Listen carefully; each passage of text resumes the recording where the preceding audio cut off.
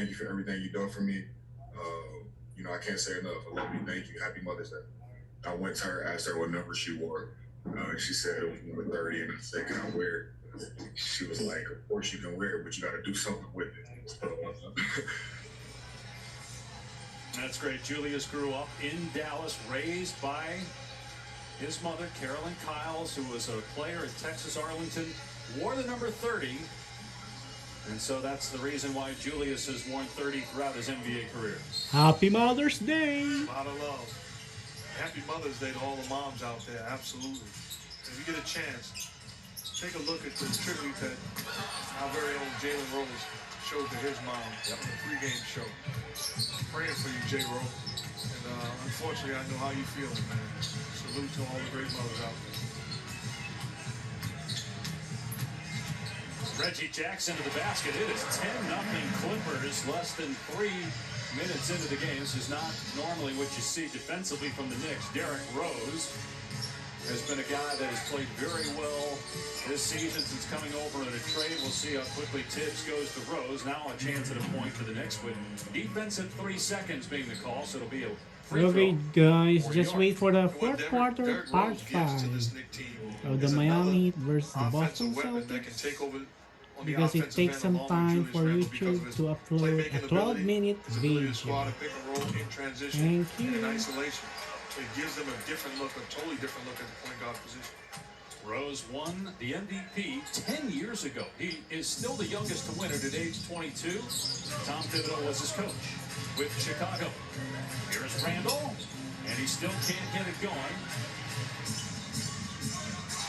Knicks as a team 0 for 7 from the floor. Paul George no good on the 3. And Randall gets the rebound. Zubac thought should have foul on Randall. Got hit in the head. Bullock for a 3. That's good. And finally the Knicks with the basket. Reggie Bullock was doing that all year. Defensive presence, guarding the opposing team's best offensive weapon, and then timely knockdown shots on the offensive end for the Knicks. A remarkable turnaround by the Knicks from a year ago with the improvement of Randall and Barrett. But then you also have a lot of guys that have been journeymen. Elfrid Payton's been traded a bunch of times. Reggie Bullock, another guy, traded 3 times, now on his 5th team, 2nd year in New York, and he's having his best season. Randall puts it on the deck, gets to the goal. Good defense by Zubac. Jackson in transition out to Kawhi, and unselfishly gives it up to his teammate, but Morrison able to hit.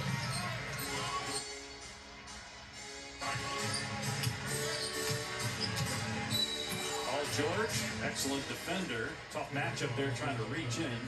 And he picks up the first foul on LA. Really has allowed Julius Randle to take the jump from, he was a good player before, but now he's an elite player. His ability to knock down that shot, putting the time in, and improving his jump shooting ability has really made him a guy that can't be defended on the offensive end. Went from 28% three-point shooting last year to 42% this year.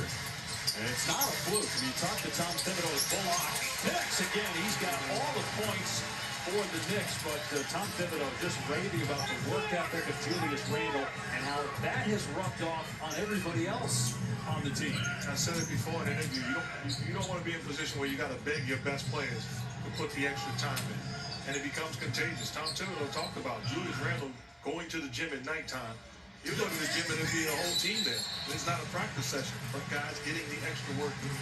Loose ball foul on Zubac. When Tibbs met with Julius Randle, he said he was surprised at how good a shape Randle was in, and that told him something about his work ethic, because the Knicks obviously didn't go in the bubble. We were in the middle of a pandemic. It wasn't easy to work out to be able to keep your body in shape, and he said he learned a lot from that first meeting with Julius Randle. He told him that he wanted it. And you had to go out of your way during the pandemic to find a gym that you can work out every single day. But he was committed, and he's being rewarded because of his commitment. Out of control, though, almost turned it over there. Shot clock at 5. Randall working on Morris. Kicks it out to Bullock, who has a hot hand, but comes up short there, out of bounds to LA. Can't say enough about the job that Tom Thibodeau has done for this Knicks team. Outstanding coach, has history of getting it done in different places, but he has changed the culture, established an identity, and in the process of building something. And this first year has been a home run for him. Was in Minnesota for 3 years, led that franchise to the playoffs, 5 years in Chicago. And a long-time assistant. And that's the thing. He was an assistant coach for 20 years in the NBA before he got a head coaching opportunity. Barrett knocks it out of bounds. It's going to stay with the Clippers, 7 to shoot. He was an assistant in New York when you were a player there, so you've known Tibbs for a long time. I was an assistant with Jeff Van Gundy in New York. Was an assistant with Jeff Van Gundy in Houston. So we go way back. And I asked him the question when we talked to him earlier about Jeff Van Gundy as a coach and his impact. He could not have been more glowing with how important Jeff Van Gundy has been in his life as a coach. And Reggie Jackson knocked down the shot. It's a crime to me that Jeff Van Gundy is not a head coach in this league. When you look at the results of Steve Clifford, Tom Thibodeau, the guys that he, poured into, you're talking about a brilliant basketball mind. And I'm not saying that because I'm his partner. I'm saying that because I played him. 13-9 Clippers midway through the first, and now foul is called on Payton. So Mark didn't have hair, and Jeff did back in 2001. And I'm not thinking the brilliant basketball mind right there. I'm thinking, fix your face, man.